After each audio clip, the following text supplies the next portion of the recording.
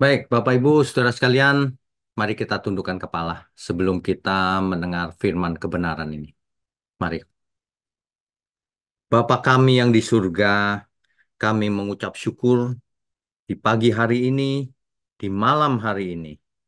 Biarlah kami semua boleh berkumpul di ruangan Zoom ini, dan kami percaya Tuhan pun hadir di tengah-tengah kami.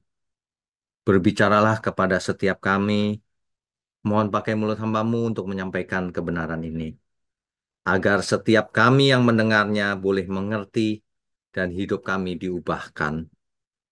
Sebab hanya firman Tuhanlah yang menguatkan dan yang menyelamatkan. Terima kasih Tuhan, hanya dalam nama Tuhan Yesus kami berdoa dan mengucap syukur. Amin. Amin. Baik, Bapak Ibu, Saudara sekalian, eh, senang sekali kita bisa berjumpa lagi dalam Zoom ini ya. Tema kita pagi ini adalah hidup ini bukan nasib, tetapi pilihan. Ya. Nah, ini saja kelihatannya sederhana, tetapi rupanya tidak banyak orang punya pengertian demikian. Aneh tapi nyata. Ada orang yang percaya bahwa hidup ini sudah ditentukan oleh Tuhan. Sudah ditulis suratannya. Nanti si A akan benci sama Tuhan, si B akan baik sama Tuhan. Sehingga si A sudah ditentukan binasa sebelum dunia ada. Ini aneh sebenarnya. Karena faktanya tidak demikian. Baik, kita lihat saja Alkitab ya. Kita lihat saja Alkitab. Kalau kita lihat Alkitab, maka kita akan tahu kebenarannya. Faktanya Allah menciptakan manusia itu menurut gambar dan rupa Allah. Apa artinya? Memiliki keserupaan dengan Allah itu sendiri. Serupa dalam hal apa? Tentu saja Allah sempurna, manusia tidak. Tapi ada kesempurnaan karena manusia diciptakan menurut teladannya Allah, gambar dan rupa Allah. Kejadian 1 ayat 26 sampai 27 itu, ya. Jadi kita itu tidak boleh loh pakai pikiran sendiri, ngarang-ngarang sendiri. Ikuti Alkitab. Alkitab itu sudah jelas, tidak usah dirubah-rubah, ya. Alkitab kalimat yang eksplisit tidak usah dirubah-rubah, kecuali itu ada lambang, kiasan dan sebagainya, maka kita akan cari makna di balik itu. Ini sangat jelas, manusia diciptakan menurut gambar dan rupa Allah, memiliki keserupaan. Manusia diciptakan sebagai makhluk hidup yang mandiri. Artinya mandiri itu bisa mengambil keputusan diri sendiri. Karena punya pikiran, punya perasaan, dan punya kehendak bebas seperti Allah juga punya. Jadi Bapak Ibu Saudara jangan percaya kalau manusia diciptakan tidak punya kehendak bebas katanya. Kalau nggak punya kehendak bebas artinya robot. Disetir dari surga oleh Tuhan. Diprogram otaknya kayak komputer. Nah, ini teologi yang salah. Jangan diikuti ya. Meskipun yang bicara malaikat sekalipun, jangan percaya. Itu salah, saudara. Buktinya apa? Makanya ketika manusia buat salah, ia harus bertanggung jawab. Karena itu keputusannya sendiri. Bukan Tuhan yang memprogram pikirannya, perasaannya supaya buat salah. Bukan. Ya. Makanya manusia harus menanggung akibat apa yang ia lakukan. Ini sangat sangat logis. Tuhan itu adil. Beda dengan manusia. Manusia itu ya, seorang atasan, dia bisa perintah anak buahnya untuk melakukan si A. Misalnya memecat si A. Setelah dipecat si A menuntut di pengadilan. Menuntut di pengadilan, lalu ini yang memutuskan untuk memecat ini, dia berkata sama bosnya, "Bos, bagaimana ini? Kan bos yang memerintahkan aku untuk memecat dia." Bosnya marah. "Kamu nggak boleh ngomong begitu. Kamu yang salah pokoknya." Loh, nggak adil bos seperti ini. Lalim namanya. Jahat. Dia yang mengeluarkan perintah, tapi dia cuci tangan. Tidak mungkin demikian Allah kita. Manusia yang ditentukan binasa, yang ini pasti jahat nih, ditentukan. Tapi nanti dihukum sendiri ya tidak mungkin. Itu Allah yang jahat seperti itu. Allah itu sangat adil dan sangat mengasihi ciptaannya. Sehingga kalau ciptaannya berusaha untuk hidup benar, Tuhan berkenan. Makanya Tuhan berikan kesempatan kepada kita semua sebelum kita menutup mata. Mari kita belajar, menata diri, berubah seturut kehendak Allah. Kan begitu. Tapi banyak orang memang bandel. Satu karena ketidaktahuan, ketidakmengertian. Tetapi yang terutama adalah karena tidak mau belajar. Merasa sudah mengerti, merasa tidak perlu Tuhan. Padahal tidak mengerti apa-apa. Nah, manusia seperti ini yang akan binasa memang. Ya, manusia itu akan menanggung akibat apa yang ia putuskan dalam hidupnya. Makanya decision maker dalam hidup kita ya kita sendiri. Tuhan memberikan pertolongan lewat Roh Kudus jika kita mau membuat keputusan yang benar. Kan begitu. Contoh sederhana, contoh sederhana. Apakah kita ditentukan Tuhan hari ini makan apa? Makan salad atau makan steak atau gado-gado? Kan tidak. Terserah kita. Nanti ada orang yang berkata begini, ya tapi itu tidak ada hubungan dengan keselamatan, Pak. Nanti dulu. Seluruh hidup kita ini berhubungan dari hal kecil sampai hal besar. Kelihatannya tidak berhubungan, tapi itu berhubungan. Nanti saya jelaskan. Makan saja, kita yang harus memutuskan.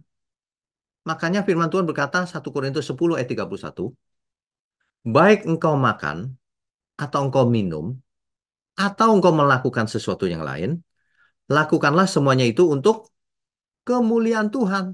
Itu perintah loh. Apakah dilakukan? Tergantung kitanya. Wong kita punya kehendak bebas.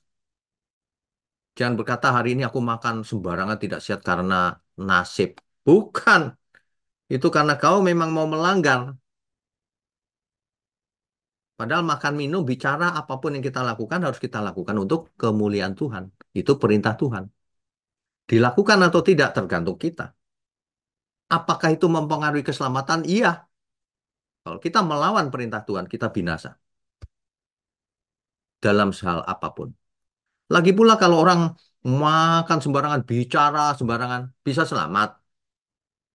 Itu orang berdosa namanya. Kita harus taat dalam hal kecil sampai hal besar. Kalau yang kecil saja tidak bisa dipercaya, apalagi hal besar. Kan firman Tuhan berkata begitu. Kalau seseorang salah makan, ia harus menanggung akibatnya. Misalnya, salah makan makanan yang kotor, akibatnya diare. Kan begitu. Segala sesuatu yang kita lakukan itu ada akibatnya. Barang siapa menabur, dia menuai. Dalam hal apapun, mau fisik, mau rohani, dalam hal mental, apapun. Karena kebenaran itu utuh, tidak bisa dipisah-pisah. Ya, salah makan diare, tapi diarenya cuma beberapa hari, setelah itu sembuh. Nah, lain kali jangan salah makan lagi. Kalau kita salah pilih tukang potong rambut, rambutnya jadi nggak karuan gitu. Kan menanggung akibatnya juga kan. Tapi paling sebulan, lah rambut saya jadi nggak rata. Nah, paling sebulan. Habis itu normal lagi. Malunya cuma sebulan. Kan gitu. Tapi ada akibatnya.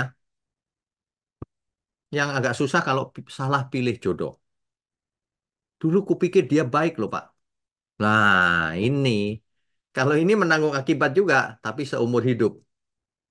Sepanjang hidup tuh. Udah nggak bisa tukar tambah kan? Nggak bisa trade in lagi. Udah pasangan hidup kita nggak bisa di trade in. Ya, ya sudah, terima saja. Dua-duanya bertobat lagi idealnya. Kan begitu. Selalu ada kesempatan. Hidup ini pilihan mau bertobat atau tidak. Jadi meskipun kita pernah buat salah, tetapi kita masih bisa memilih untuk memperbaikinya di masa depan. untuk tidak mengulang hal yang sama. Salah pilih jodoh, susahnya seumur hidup. Ya. Tapi itu tidak ada hubungan dengan secara langsung dengan keselamatan. Salah bergaul apa akibatnya? Rusaklah kebiasaan yang baik. Kan Alkitab berkata gitu kan? Pergaulan yang buruk merusak kebiasaan yang baik. Itu sebenarnya terjemahnya lebih bagus begini. Pergaulan yang buruk merusak karakter yang baik. Karakternya jadi rusak. Ada akibatnya yang harus ditanggung.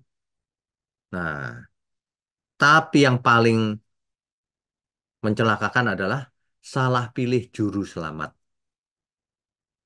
Orang tidak percaya Yesus juru selamat, itu binasa kekal. Kalau yang salah-salah tadi masih sementara, masih bisa diperbaiki. Tapi kalau salah pilih juru selamat, sejak sekarang pun sudah rusak orang itu. Cara berpikirnya, kelakuannya, bagaimana ia menikah, bagaimana ia memandang lawan jenis, bagaimana ia memperlakukan sesama, rusak langsung. Sesuai ajaran masing-masing. Tidak percaya Yesus juru selamat, rusak. Tapi ada yang baik, Pak. Iya. Tapi secara keseluruhan tidak. Baiknya bersyarat saja. Ya.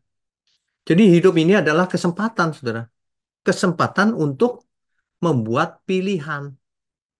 Apakah aku mau taat sama Tuhan atau memberontak? Apakah aku mau belajar firman dan melakukannya? Ataukah aku malas?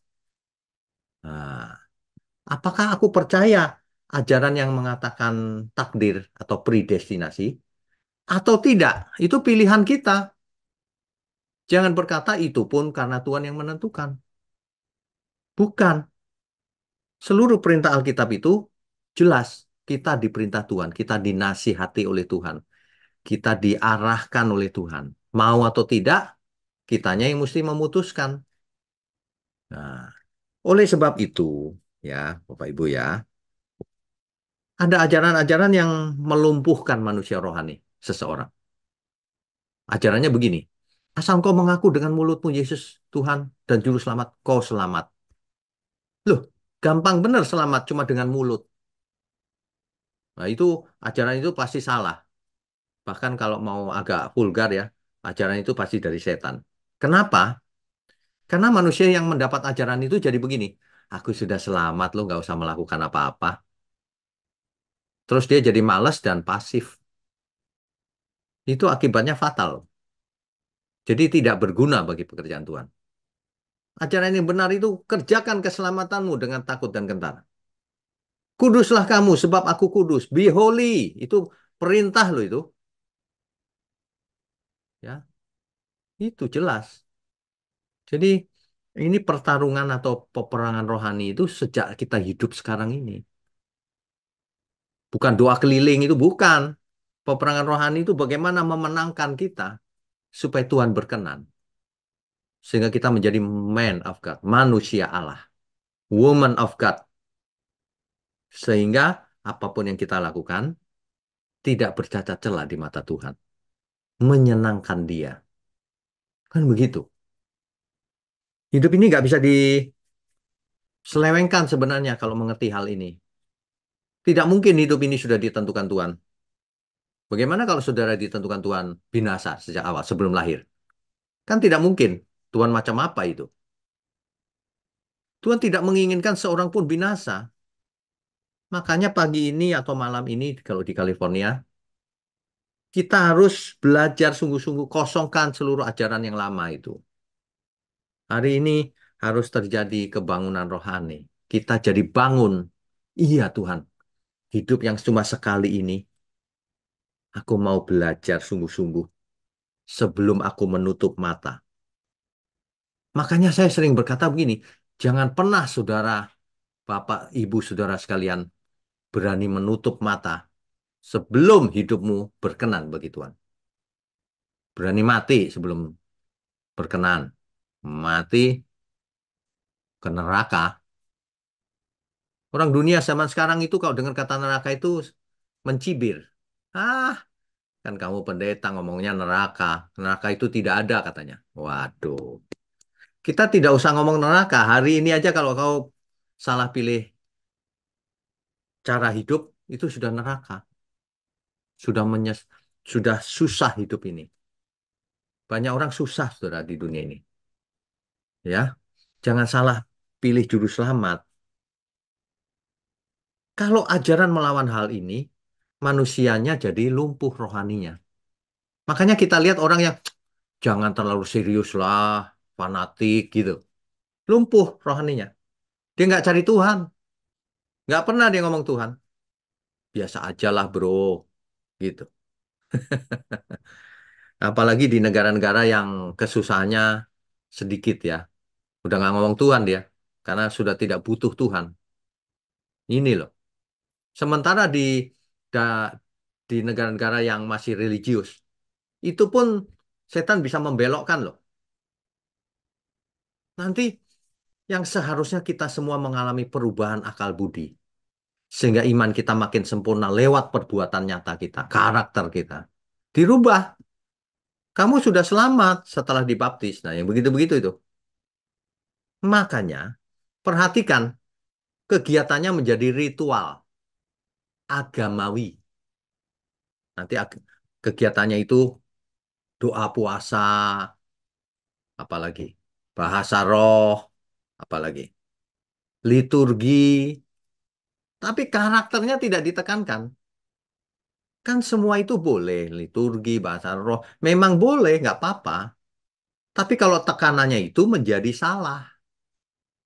Buat apa seseorang berpuasa tapi makan sembarangan setelah puasa? Coba dipikir baik-baik. Buat apa seseorang puasa, lama berpuasa, tapi setelah puasa lewat, bicaranya jorok, sembarangan hidupnya. Kan sia-sia. Itu agamawi itu. Makanya kalau kita doa puasa, ya, yang benar sikap hatinya, setelah selesai doa puasa pun tetap benar. Baik aku makan minum apapun lakukan untuk Tuhan. Kan begitu harusnya. Amin ya semua ya. Jadi jangan larut dalam kegiatan agamawi. Doa rajin. Tapi nggak berubah hidupnya. Doa rajin. Tapi sehari-hari lain yang diperbuatnya. Munafik gitu. Itu agamawi namanya. Ritual doang yang diutamakan. Bukan kebenaran itu. Ya. Jadi jangan hobi sama ritual. Yang penting itu faktanya. Apakah kita hidup ini untuk Tuhan atau untuk siapa? Banyak orang itu tidak merasa. Dia hidup untuk dirinya sendiri. Sombong luar biasa. Ya, kelihatan kok cara perbuatannya, apa yang dia ucapkan, dia berbuat apa dalam hidup ini. Nggak konsisten semua. Itu ritual namanya. Orang Farisi, ahli Taurat itu begitu. Dia menguasai Taurat, tapi dia tidak punya kasih terhadap sesamanya. Ini ini aneh memang. Orang yang kelihatannya religius tapi tidak mengasihi sesamanya, tapi menipu sesamanya bahkan. Nah, ini kan aneh. Tidak perlu dibahas terlalu dalam itu pasti setan, orang kesetanan. Orang kesetanan tingkat tinggi itu begitu. Kelihatan rohani, tapi perbuatan sehari-harinya ternyata tidak rohani. Bahkan bertentangan. Bahkan lebih buruk daripada orang yang tidak percaya. Nah, itu kan orang kerasukan setan namanya. Nah, hidup ini pilihan sekali lagi. Jangan kita pasif. Kalau orang pasif, merasa sudah selamat, merasa sudah dipilih Tuhan, padahal tidak cinta Tuhan. Buktinya apa tidak cinta Tuhan? Tidak melakukan apa-apa untuk Tuhan dalam hidupnya ini. Kalau melakukan pun dalam rangka mau mendapatkan balasan dari Tuhan. Apa itu cinta? Mengharapkan balasan. Kalau kita cinta Tuhan, kita lakukan seluruh hidup ini persembahkan untuk Tuhan. Ini pun pilihan, mau atau tidak. Kan begitu. Jadi jangan lemes, saudara. Jangan lumpuh syaraf rohaninya. Harus proaktif, harus proaktif. Cari cara apa yang harus kulakukan Tuhan. Jangan merasa sudah jadi umat pilihan lalu pasti selamat ya. Salah loh itu. Justru menjadi umat pilihan dituntut Tuhan. Harus hidup kudus, tak bercacat, tak bercela. Karena menjadi umat pilihan. Harus justru dituntut Tuhan supaya dalam tingkah laku kita mencerminkan iman kita. Jangan bertentangan. Ada orang yang mengatakan begini, umat pilihan nggak mungkin binasa, Pak. Kalau Tuhan yang milih pasti selamat. Nggak baca Alkitab dia soalnya. Hosea 4 ayat 6, coba kita baca. Hosea pasal 4 ayat 6. Kita baca perlahan ya, Bapak Ibu sekalian. Umatku binasa. Coba perhatikan, umatku di situ siapa yang pilih? Tuhan kan? Siapa yang dimaksud? Israel. Israel dipilih Tuhan menjadi umat pilihan. Tapi binasa. Kenapa? Dijelaskan juga di ayat ini. Karena tidak mengenal Allah. Karena tidak kenal kehendak Allah itu apa. Bagaimana ia harus hidup. Nggak kenal. Lah kok bisa nggak kenal? Apakah nasib? Bukan. Karena mereka memilih untuk tidak mengenal. Buktinya apa? Lanjutkan pembacaan Alkitab ini. Karena engkaulah yang menolak pengenalan itu. Jadi nggak mengenal, nggak mengertinya mereka karena apa? Karena mereka menolak, tidak mau belajar mengenal Allah mereka. Kan gitu. Itu menandakan bahwa hidup ini pilihan. Mereka dikasih pilihan, sudah ditentukan jadi umat Allah, umat pilihan. Tapi mereka memilih untuk menolak. Menolak untuk jadi umat pilihan. Gitu loh. Jadi meskipun Tuhan yang pilih, meskipun Tuhan Maha Kuasa, tapi decision akhirnya kita mau nggak jadi umat pilihan. Mau atau tidak belajar mengenal kehendak Bapa. Nah, ini karena itu Israel menanggung akibatnya. Lanjutkan pembacaan ayat ini. Maka aku menolak engkau menjadi imamku, dan karena engkau melupakan pengajaran Allahmu, maka aku juga akan melupakan anak-anakmu. Nah, kan jelas. Jadi mulai sekarang, ya, camkan baik-baik hidup ini adalah pilihan.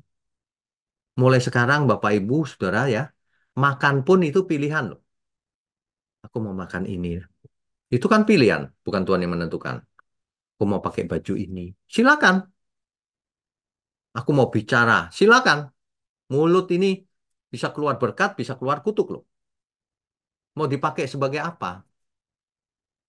Bagaimana aku menyelesaikan hidupku ini? Aku, apakah makin sombong, makin hari, makin lupa diri, atau makin rendah hati? Pilihan. Pilihan di tangan kita. Bapak, Ibu, Saudara sekalian ikut Zoom ini, pilihan juga. Mau jalan-jalan atau mau ikut Zoom.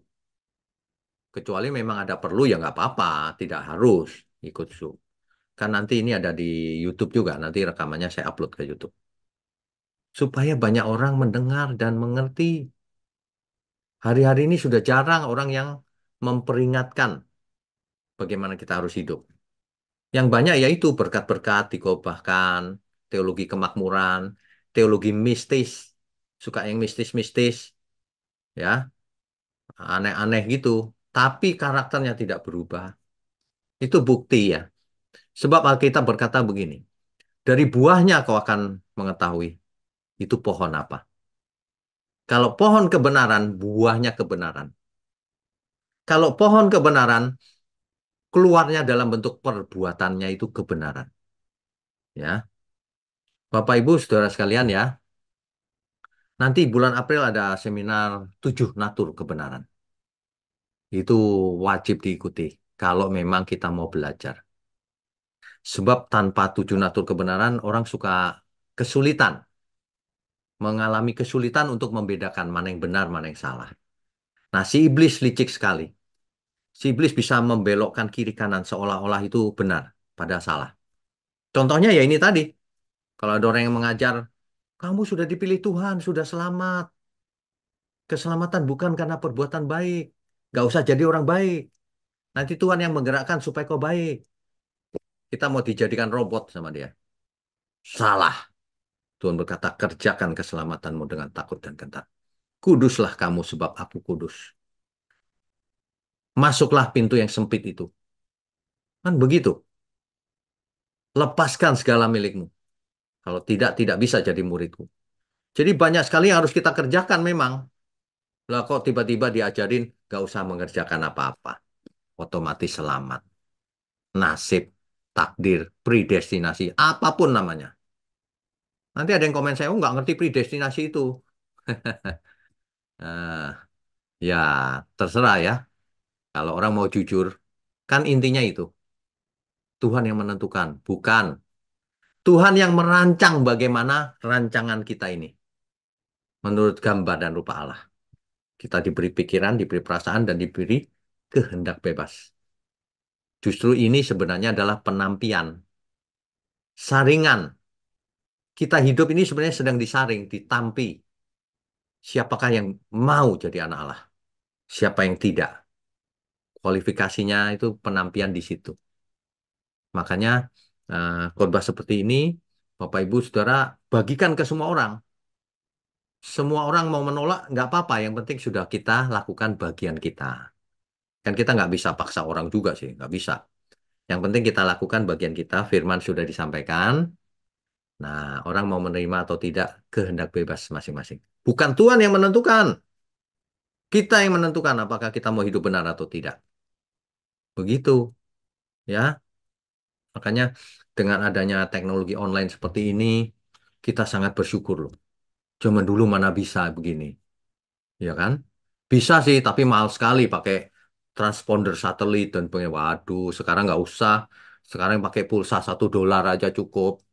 Bisa zoom begini seluruh dunia. Kita bersyukur loh ada di zaman yang teknologinya sudah online, ya. Tetapi itu tidak cukup. Kita punya pilihan. Ayo, kita mau memilih hidup seperti apa ke depan. Memang saya tahu orang sulit berubah. Sudah biasa begini hidupnya. Wah, kalau suruh berubah, sulit sekali. Hampir tidak bisa, padahal bisa.